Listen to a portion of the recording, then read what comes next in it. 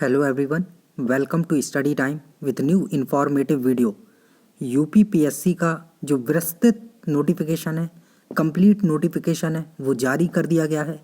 तो हम यहाँ पर जो पीसीएस 2021 का नोटिफिकेशन है, पूरा नोटिफिकेशन देखने वाले हैं। एक एक जो छोटी सी छोटी चीज़ है उन सभी को देखने वाले हैं, जिससे जब आप फॉर्म भरें तो कहीं भी आपको कोई कन्फ्यूज़न ना हो।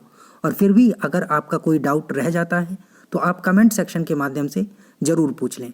और अगर आप इस चैनल पर नए हैं तो चैनल को सब्सक्राइब ज़रूर कर लें, क्योंकि सरकारी नौकरी से संबंधित सभी अपडेट यहाँ पर समय समय पर मिलती रहती है। और चलिए तो शुरू करते हैं, देखते हैं कि इस नोटिफिकेशन में ऐसी कौन कौन सी इम्पॉर्टेंट बातें हैं जिनका आपको ध्यान रखना है। तो देखिए, ये उत्तर प्रदेश लोक सेवा आयोग से नोटिफिकेशन है वो जारी कर दिया गया है। और इसमें देखिए जो तिथि दी हुई है, 5 तारीख दी हुई है, 5 फरवरी से आप आवेदन कर सकते हैं। शुरुआत हो जाएगी यानी कि आज, ठीक है। तो आप ज़्यादा, और अंतिम तिथि जो है वो 2 मार्च दी गई है। तो आपको 2 मार्च का इंतज़ार नहीं करना है, पहले ही आपको आवेदन कर देना है ना। 5 तारीख है, 6, 7, 8 तक आप आवेदन कर दें, ठीक है। और जो ऑनलाइन आवेदन स्वीकार करने की अंतिम तिथि है वो 5 मार्च ही दी हुई है। मतलब 2 तक आप ऑनलाइन परीक्षा शुल्क जमा कर सकते हैं और 5 तक आवेदन कर सकते हैं, ठीक है। और तो इसमें ऐसी कोई यहाँ पर इम्पॉर्टेंट बात नहीं दी हुई है। बाकी 2021 का जो नोटिफिकेशन है वो जारी कर दिया गया है, ठीक है। और यहाँ पर अगर फ़ीस की बात कर लें कि जो फ़ीस है वो कितनी लगेगी, तो देखिए यहाँ पर ये बताया हुआ है। इसमें देखिए यहाँ पर ये बताया हुआ है कि जो आवेदन शुल्क है वो अनारक्षित वर्ग के लिए 100 रुपये तो रखी गई है, ठीक है। और जो ऑनलाइन प्रक्रिया शुल्क है ये 25 रुपये रखा गया है। और अनुसूचित जाति अनुसूचित जनजाति के लिए 40 रुपये परीक्षा शुल्क और 25 रुपये ऑनलाइन आवेदन प्रक्रिया। मतलब 125 रुपये इनका और 65 रुपये इनका फीस है। चलिए आगे देखिए, जो दिव्यांग श्रेणी के हैं इनको कुल कितना देना है, तो परीक्षा शुल्क कोई नहीं देना है, केवल ऑनलाइन आवेदन जो प्रक्रिया का शुल्क है वो 25 रुपये आपको देना होगा। भूतपूर्व सैनिक हैं तो उनको 40 रुपये ये और 25 रुपये ये, तो कुल 65 रुपये।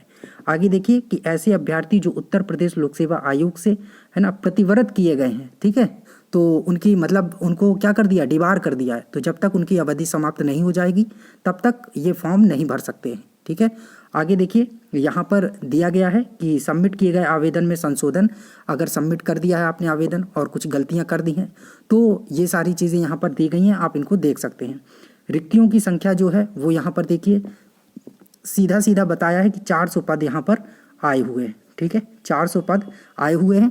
ये जो संख्या है घटाई और बढ़ाई भी जा सकती है। तो देखिए घटती तो नहीं है, बढ़ती ही है। और कब तक बढ़ेगी ये, तो जब तक आपका प्री का एग्ज़ाम नहीं आ जाता है तब तक अगर आवेदन आते हैं, वहाँ पर अध्याचन आते हैं, तब तक आपकी जो संख्या है वो बढ़ाई जा सकती है। तो अभी 400 है ये, ठीक है। लेकिन जब तक आपका एग्ज़ाम वगैरह होगा, है ना, अभी काफ़ी टाइम है, 3-4 महीने हैं, तो तब तक हो सकता है ये जो 200-300 और इसमें पद जोड़ दिए जाएं तो 650-700 के समथिंग पहुंच जाएगा। क्योंकि चुनावी वर्ष है तो अब आप समझ ही गए होंगे, आगे अब कुछ बोलने की ज़रूरत तो है ही नहीं।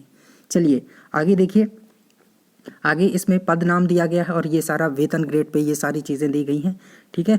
आगे इसमें लिखित परीक्षा प्लस साक्षात्कार के माध्यम से चयन वाले विशिष्ट आर्हता के पद यहाँ पर दिए गए हैं। मतलब जो आपकी डीएम की, डिप्टी एसपी की जो साधारण वो है उसमें तो कोई नहीं, लेकिन कुछ अलग से जो लिखित परीक्षाएं हैं, पद हैं, उनके लिए आपको योग्यता यहाँ पर दी गई है कि क्या क्या होना चाहिए आपके पास। तो जैसे परिवहन के लिए विधि स्नातक होना चाहिए, जिला बेसिक शिक्षा अधिकारी के लिए स्नातकोत्तर उपाधि होना चाहिए, जिला लेखा परीक्षा अधिकारी के लिए वाणिज्यिक में स्नातक होना चाहिए। तो ये सारी चीज़ें आपको अलग से दी गई हैं, तो आप देख सकते हैं, ठीक है।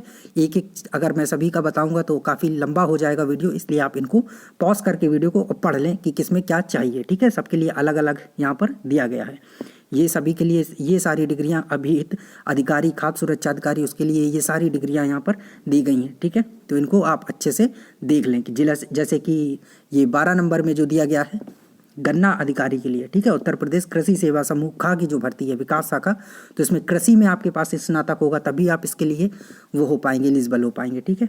चलिए आगे देखिए, ये सारे दिए गए हैं, इनको आप अच्छे से देख लें, ठीक है, पढ़ लें कि आप किसके लिए वो कर सकते हैं। जब फॉर्म भरेंगे तो उसमें आप टिक कर सकते हैं, ठीक है। और अगर नहीं किए हैं तो किसी में भी टिक मत करिएगा, कोई दिक्कत नहीं है। आप एसडीएम और बाकी जो नॉर्मल वो हैं उनके लिए एलिजिबल रहेंगे। चलिए आगे देखिए, यहाँ पर और तो कुछ ऐसा नहीं है। चलिए आगे देखिए, ये यहाँ पर जो सहायक वन संरक्षक क्षेत्रीय वन अधिकारी सेवा परीक्षा में सम्मिलित पदों हेतु जो शैक्षिक अर्हता है वो यहाँ पर बताई गई है। आप देख सकते हैं कि भारत में विधि द्वारा स्थापित विश्वविद्यालय से या समय समय पर केंद्रीय सरकार द्वारा अनुमोदित किसी विदेशी विश्वविद्यालय से कम 1 वर्ष वनस्पति विज्ञान, जीव विज्ञान, रसायन विज्ञान, इनमें ये सब किया होना चाहिए आप, ठीक है। वन जा रहे हैं तो ये सब होना ही चाहिए, जंगल में जाएंगे तो, ठीक है। और ये क्षेत्रीय वन अधिकारी पद के लिए ये यहाँ पर अर्हताएँ दी गई हैं, तो इन्हें आप अच्छे से पढ़ लें एक बार। अधिमानी अर्हता, ये सब शारीरिक मापदंड क्या होंगे, पुलिस अधीक्षक जो उप अधीक्षक पद है उसके लिए, तो ये सारी हाइट वगैरह ये सारा दिया गया है सभी के लिए, पुरुष के लिए, महिलाओं के लिए, सारी चीज़, अनुसूचित जाति, सामान्य वर्ग, सभी के लिए यहाँ पर दिया गया है, ठीक है। तो आप सबको एक बार अच्छे से देख लीजिएगा, एक एक का बताने की ज़रूरत नहीं है, ठीक है। ये जिला कमांडेंट होमगार्ड्स पद के लिए जो आपसे ऊंचाई मांगी गई है, सीना फुलाए बिना फुलाए, ये सारी चीज़ें यहाँ पर दी गई, इनको आप अच्छे से देख लें। चलिए आगे देखिए, अधिकारी कारागार हेतु पद हेतु ये यहाँ पर दिया गया है। आबकारी निरीक्षक पद हेतु ऊंचाई, सीना दिया गया है, बिना फुलाए कितना होना चाहिए, ये सारी चीज़ें आप एक बार इनको ध्यान से देख लें, ठीक है। आगे देखिए, उपकारा पाल पद हेतु ये सब दिया गया है। जिला युवा कल्याण एवं प्रादेशिक विकास दल अधिकारी पुरुष अभ्यर्थियों के लिए ये दिए गए हैं, ठीक है। ऊंचाई, न्यूनतम हाइट और ये सब, सीना फुलाए बिना फुलाए, ये सारी चीज़ें यहाँ पर दी गई हैं। महिला अभ्यर्थियों के लिए अलग से यहाँ पर दिया गया है कि 147 सेंटीमीटर इनकी न्यूनतम ये होनी चाहिए, ऊंचाई होनी चाहिए, और अन्य अभ्यर्थियों के लिए 152 सेंटीमीटर होनी चाहिए, ये यहाँ पर दिया गया है। और ये पहाड़ी क्षेत्र की जो महिलाएं होंगी उनके लिए, अनुसूचित जाति, जनजाति और पहाड़ी क्षेत्र की, ठीक है। ये बाकी सब वही दिया गया है इसमें, ठीक है। इसको आप एक बार अच्छे से देख लें और नोटिफिकेशन खुद से ज़रूर एक बार पढ़ लें, ठीक है। यहाँ देखने के साथ साथ खुद से एक बार ज़रूर देख लें, और अगर कोई कन्फ्यूज़न है तो आप कमेंट सेक्शन के माध्यम से फिर पूछ सकते हैं, ठीक है। आगे सारा वही चीज़ यहाँ पर जो उसमें चाहिए आपको अर्हता, वो सारी अर्हताएँ दी गई हैं। इसमें आयु सीमा की अब अगर बात करें यहाँ पर, तो आयु सीमा के लिए बताया गया है कि 1 जुलाई 2021 को 21 वर्ष की आयु आपने या 40 से कम हो, है ना, तो 1 जुलाई से ये मेज़र किया जाएगा। 1 जुलाई को आप 40 के नहीं होने चाहिए, इससे कम हो, एक दिन भी कम हो गए तो भी चलेगा, ठीक है। लेकिन अगर एक दिन भी ज़्यादा हो गए तो गड़बड़ हो जाएगा। और 21 वर्ष की आयु 1 जुलाई से पूरी हो जानी चाहिए। तो यहाँ तिथि दे दी गई है आपको कि 1 जुलाई होनी चाहिए। और इसमें छूट वगैरह जो है उत्तर प्रदेश के जो निवासी होंगे उन्हीं को मिलेगी। अनुसूचित जाति, जनजाति, इनको अगर बाहर से कोई है तो उसको सामान्य कैटेगरी में ही देखा जाएगा, ठीक है।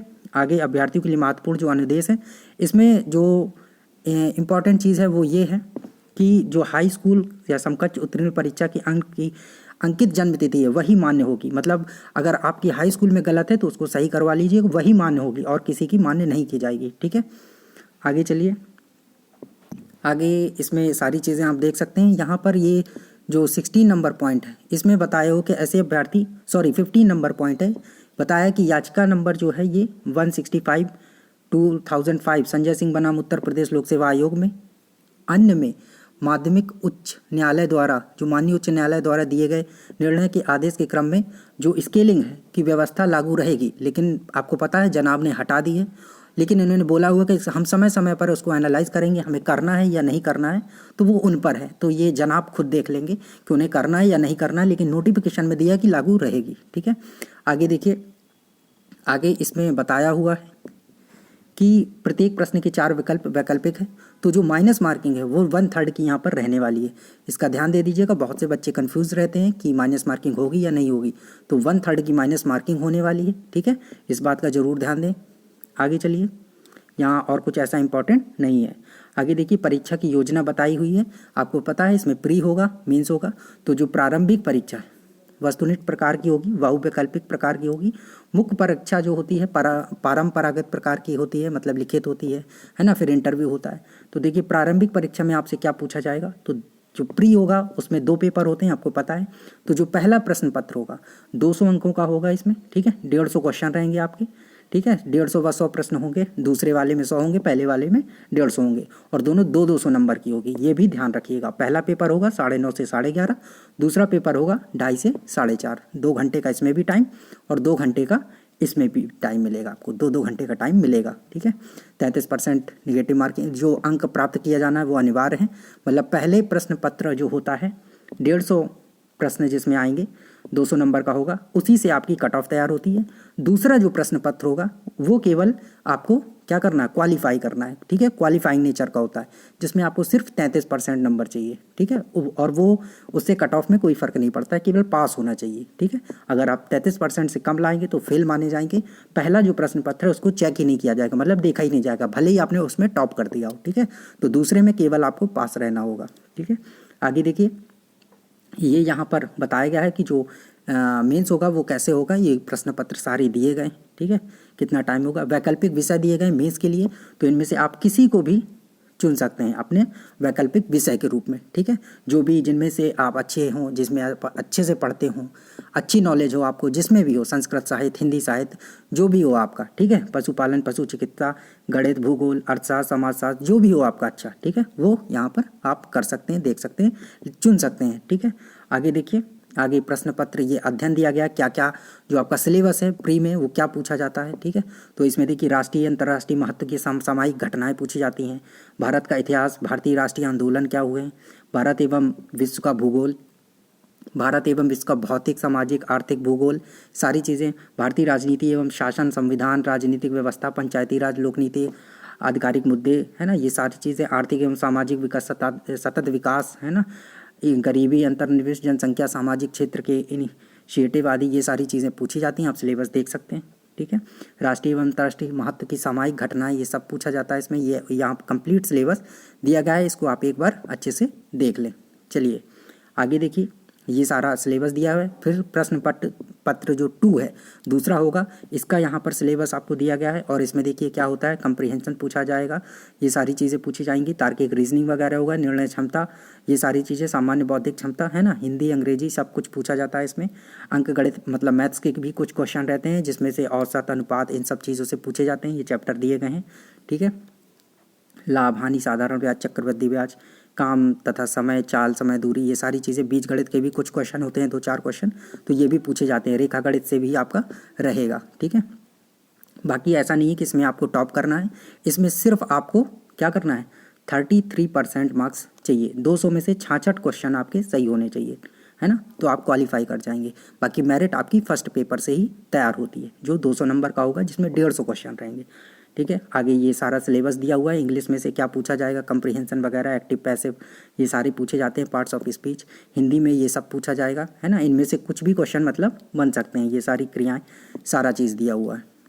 आगे देखिए, परिशिष्ट 6 आ गया है ये, और इसमें लिखित परीक्षा का आपको सारी चीज़ें बताई हुई हैं, है ना, तो कि इसका सिलेबस क्या होगा, ये सारी चीज़ें, तो सिंपल सा आगे जो है कंप्लीट नोटिफिकेशन में इसके आगे जो है मुख्य परीक्षा की सारी बातें लिखी हुई हैं कि कौन सा पेपर क्या क्या कैसे कैसे होगा, तो अभी आपको उस पर ध्यान नहीं देना है। अभी आपका जो प्री का सिलेबस है और ये सारी चीज़ें वो आपको बता दी हैं, और नोटिफिकेशन में जो इंपॉर्टेंट चीज़ थी वो सारी चीज़ें यहाँ पर आपको बता दी गई कि फ़ीस कितनी होगी, कब से आप आवेदन कर सकते हैं, माइनस मार्किंग कितनी होगी, है ना, सीट कितनी है, ये सारी चीज़ें आपको बता दी गई हैं।